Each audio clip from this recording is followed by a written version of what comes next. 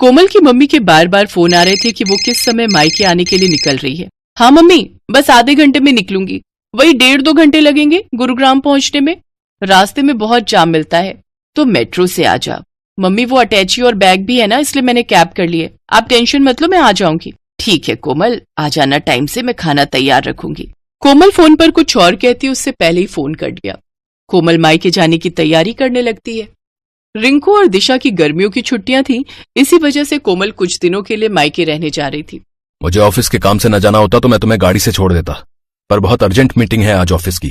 वैसे मैं बीच में मिलने आ जाऊंगा और बाकी तुम मम्मी के घर रहकर आ जाओ, फिर हम बच्चों के साथ घूमने चलेंगे। कोमल खुश थी कि वो बहुत दिनों बाद मायके रहने जा रही है। बच्चों के स्कूल और कामों की वजह से कोमल बहुत कम मायके रहने जा पाती थी। अब बच्चों की छुट्टियां थी, इसलिए कोमल कुछ दिनों के लिए मायके रहने जाती है। पर जब वो मायके पहुंची तो उसकी भाभी सुनैना घर पर नहीं थी। नानी माँ, मुझे मैंगो शेक पीना है। नानी माँ, मुझे मैंगो खाना है। हाँ हाँ बच्चों रुको, मैं अभी तुम दोनों के लिए मैंगो भी लाती हूँ और मैंगो शेक भी। मम्मी, भाभी अपनी मम्मी के घर से कब तक आएंगी? बस आने ही वाली होगी, मैंने उसे बता दिया था कि तुम आने वाली हो।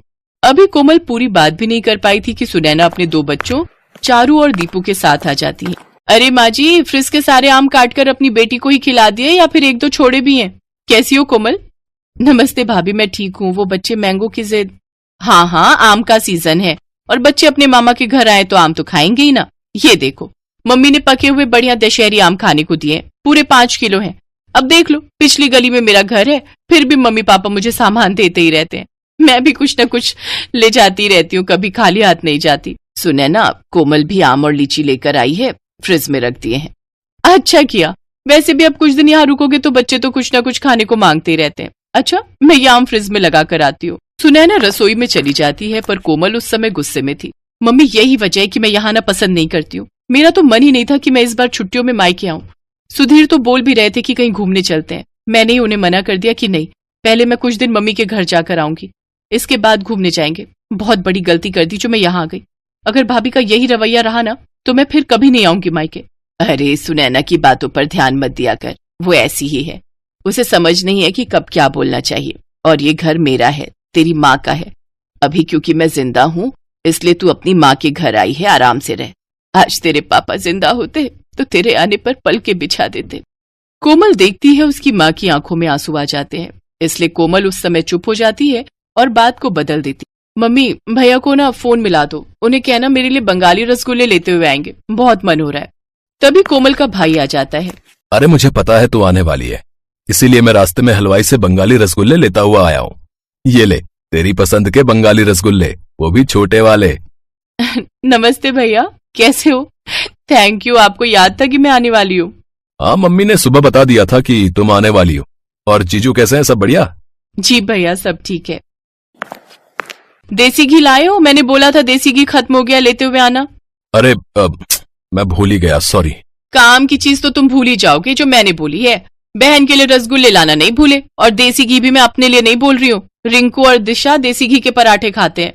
कोई बात नहीं भाभी, पराठे की इतनी जरूरत नहीं है, बच्चे सादी रोटी भी खा लेते हैं। और दाल चावल बने हैं ना, तो उसके साथ रोटी की जरूरत नहीं। नहीं नहीं, मुझे सारी जिंदगी ये थोड़ी सुनना है कि बहन मायके रहने आई और उसे और उसके बच्चों को देसी घी खाने को नहीं मिला। जाओ रवि, आप लेकर आओ। हाँ हाँ, जा रहा हूँ। ये बात तुम सीधे मुंह से भी तो बोल सकती थी, इतना घुमा फिरा कर क्यों बोली? उस समय रवि देसी घी लेने के लिए चला जाता है।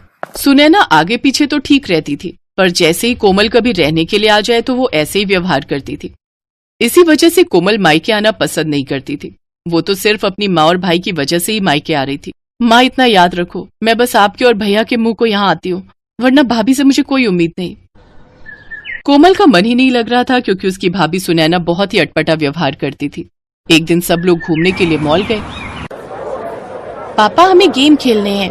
हाँ पापा, चलो ना गेम खेलते हैं। अभी नहीं बच्चों, थोड़ी देर में चलते हैं, पहले थोड़ा मॉल में घूम तो लो। कि मॉल कितना बदल गया है, पहले तो छोटा सा था, लगता है बड़ा किया है। हाँ, अभी तो और बड़ा बनेगा। मामा जी कॉर्न्स खाने हैं। और मुझे आइसक्रीम। अभी खिलाता हूँ, चलो सुनैना, आओ आइसक्रीम खा लेते हैं। रवि सबको आइसक्रीम लेकर देता है। रिंकू भी अपनी पसंद के कॉर्न्स और आइसक्रीम ले लेता है। सब लोग आइसक्रीम खाते हैं। चलो बच्चों, अब हम गेम पार्लर चलते हैं, हम सब वहाँ पर गेम खेलेंगे। रवि जैसे ही सबको गेम पार्लर ले जाने लगता है तो वो देखता है कि आज गेम पार्लर बंद है।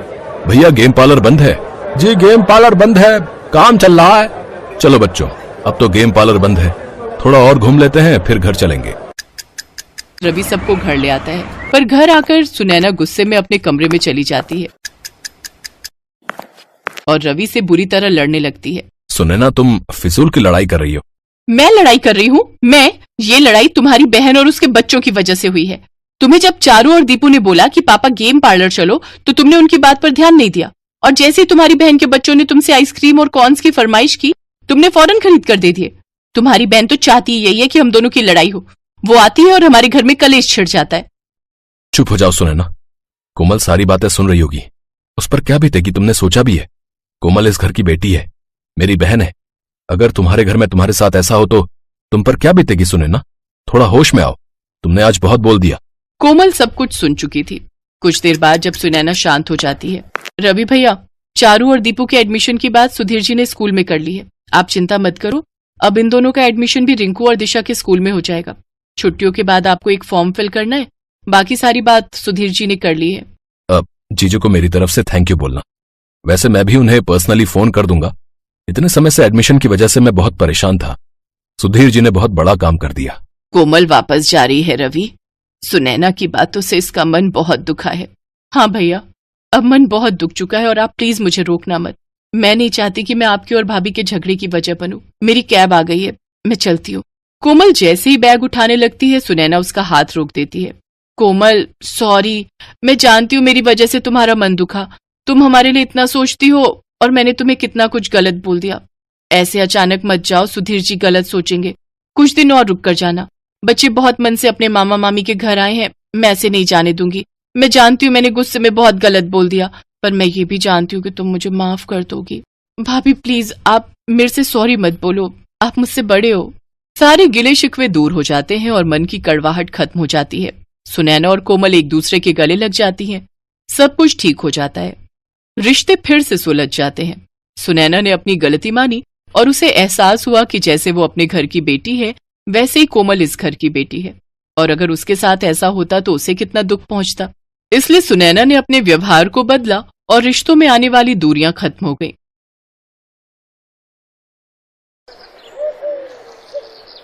कुछ दिनों से मीरा बहुत परेशान थी।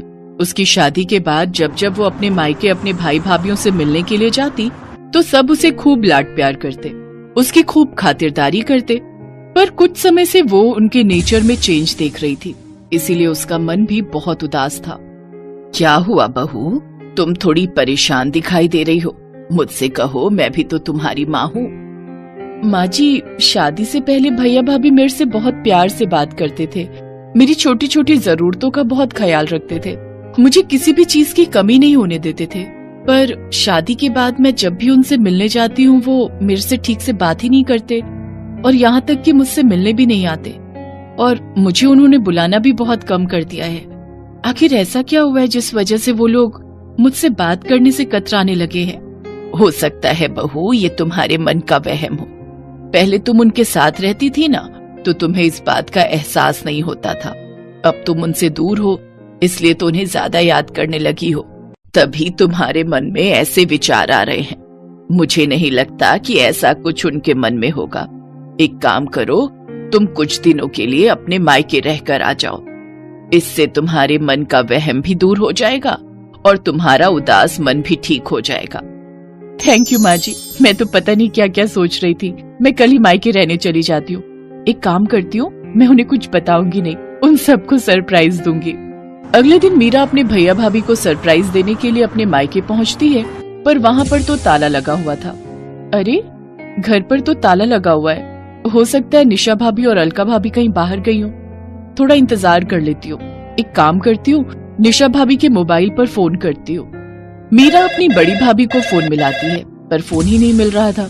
तभी पड़ोसन उसके पास आती है। अरे मीरा बिटिया, कैसी हो? नमस्ते आंटी जी, मैं ठीक हूँ। आपको कुछ आइडिया है कि भाभी कहाँ गई हैं? वो सब तो घूमने के लिए विदेश गए हैं, 1 महीने बाद लौटेंगे। वो तुम्हारे भतीजे ऋषि का बर्थडे है ना, वही मनाने के लिए गए हैं। विदेश गए हैं? मुझे बताया भी नहीं। आ जाओ बिटिया, यहाँ आ जाओ, मैं चाय बनाती हूँ। नहीं नहीं आंटी जी, मैं फिर कभी आऊंगी, अभी मैं चलती हूँ। नमस्ते आंटी।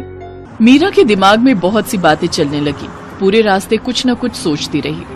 अजय भैया और विजय भैया तो कह रहे थे कि मेरी शादी के लिए उन्होंने कर्ज लिया है, उनके पास शादी के लिए पैसे नहीं है। पहले ही उनका काम अच्छा नहीं चल रहा, बड़ी मुश्किल से मेरी शादी कर रहे हैं, पर विदेश ट्रिप में बर्थडे के लिए फिर उनके पास पैसे, मुझे कुछ समझ नहीं आ रहा।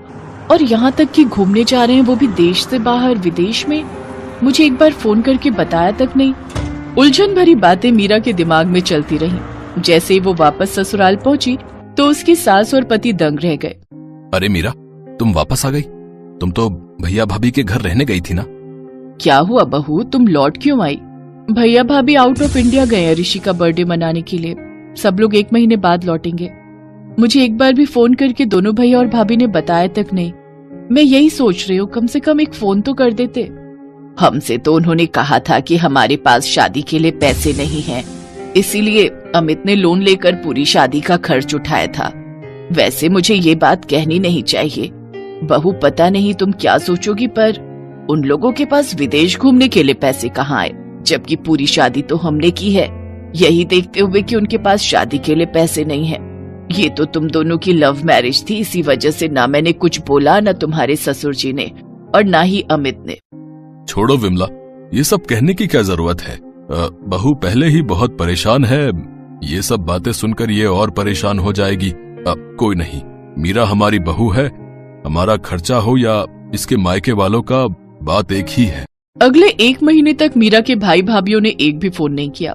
अचानक 1 महीने बाद एक दिन जब मीरा अपने पति अमित के साथ बाजार गई हुई थी, वहीं उसकी दोनों भाभियां उसे दिखाई दें, पर वो दोनों उससे नजरें चुराने लगी।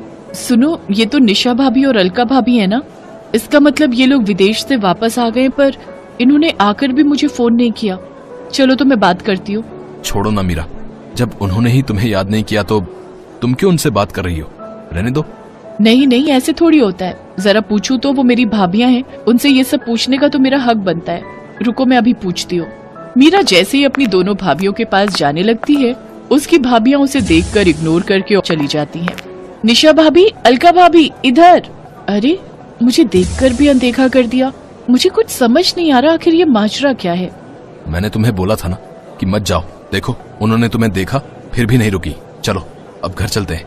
मीरा घर आकर सारी बात अपनी सास को बताती है। अब तो ये सब सुनकर मुझे भी कुछ गड़बड़ लग रही है। तुम्हारे भैया भाभी तुम्हें अनदेखा क्यों कर रहे हैं? कुछ दिन इंतजार करो, देखते हैं, क्या पता वो खुद फोन कर लें। अगले कुछ दिनों तक मीरा ने वेट किया, फिर भी किसी का भी फोन उसके मायके से नहीं आया। एक दिन मीरा अपनी सास के साथ किसी काम से बाजार से लौट रही थी, तो रास्ते में उसे अपने पापा के खास वकील दोस्त मिस्टर शर्मा मिल गए, जिनसे उसे एक ऐसी बात पता चली जिसे सुनकर वो और उसकी सास हैरान रह गए। मुझे तो हैरानी हो रही है मीरा बिटिया कि तुम्हारे दोनों भाइयों ने बंटवारे का हिस्सा तुम्हें नहीं दिया, जबकि तुम्हारे पापा तो 3 हिस्से करके गए थे। उन्होंने तुम्हारी वसीयत में यही लिखा था कि तीसरा हिस्सा तुम्हारी शादी और तुम्हारे दूसरे खर्चों के काम आएगा। पता नहीं अचानक से तुम्हारे दोनों भाइयों ने मुझे मना कर दिया और मेरी जगह किसी और वकील को हायर कर लिया। मुझे बात ही समझ नहीं आई। अब मैं क्या ही बोलता कि मुझे क्यों हटा रहे हो? मेरा बोलना भी सही नहीं था ना, पर मैं ये तो कहूंगा बेटी कि तुम्हें अपने हक का पैसा लेना चाहिए। वो तुम्हारे पापा की आखिरी इच्छा थी कि तुम्हें भी बंटवारे का हिस्सा मिले। मुझे कहना तो नहीं चाहिए, पर कहीं ना कहीं मुझे लगता है कि तुम्हारे भाई भाभीओं ने तुमसे बेईमानी की है। मैं यकीन नहीं कर सकती कि मेरे अपने सगे भाई मेरे साथ ऐसा करेंगे। वकील अंकल, प्लीज मेरी हेल्प कीजिए, ताकि मैं अपने हिस्से के पैसे अपने भाई भाभीओं से ले सकूं। एक बार वो कहते तो सही कि बहन, हम तुझे बंटवारे का हिस्सा नहीं देना चाहते, तो मैं हंसते हंसते वो पैसे उन्हें दे देती। अरे, मैं तो उनकी सगी बहन हूँ। वो मुझसे जान भी मांगते तो मैं दे देती, पर उन्होंने मुझसे इस तरह झूठ और बेईमानी के सहारे बर्ताव किया है, वो माफी के लायक ही नहीं है। प्लीज अंकल, मुझे किसी भी तरह अपने भाइयों से अपना हिस्सा लेना है। ठीक है, मैं तुम्हारी मदद जरूर करूंगा बेटी है।